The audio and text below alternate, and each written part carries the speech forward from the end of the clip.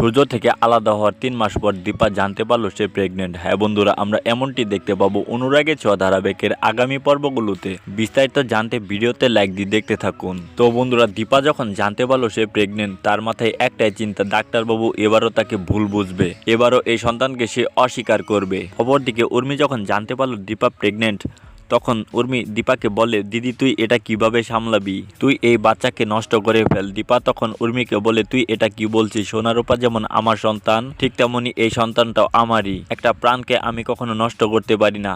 জানি সূর্য আমাকে অবিশ্বাস করবে, কিন্তু একটা সময় ঠিকই জানতে পারবে।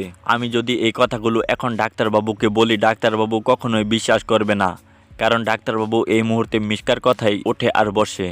কিন্তু সূর্য দীপার বিষয়টা জেনে যায়। তখন সূর্য দীপাদের বাড়িতে আসে এবং দীপাকে চরম অপমান করে যায়। দীপা তখন সূর্যের কথাগুলো শুনে অনেক কষ্ট পায় এবং খাওয়া দাওয়া বন্ধ করে দেয়।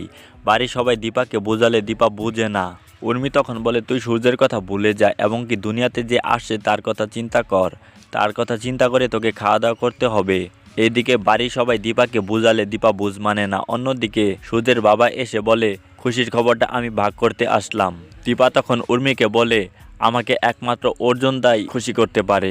উর্মি তখন অর্জুনদাকে কল দেয়, আর তখন অর্জুনদা এসে বলে, দীপা তোমার এই মুহূর্তে একটু সচেতন থাকা উচিত, ভালোভাবে খাওয়া দাওয়া করা উচিত। দীপা তখন অর্জুনের কথাগুলো শুনে অনেক খুশি হয়ে যায় এবং খাওয়া দাওয়া করতে শুরু করে। তো বন্ধুরা, আগামী পর্বগুলোতে কি হতে পারে, তোমাদের কি মনে হয় তা কমেন্টে জানিয়ে দাও তোমাদের মতামত। সেই সাথে অনুরাগের ছোঁয়া সকল অগ্রিম আপডেটগুলো সবার আগে পেতে আমাদের এই চ্যানেলটিকে অবশ্যই সাবস্ক্রাইব করে নাও। ধন্যবাদ।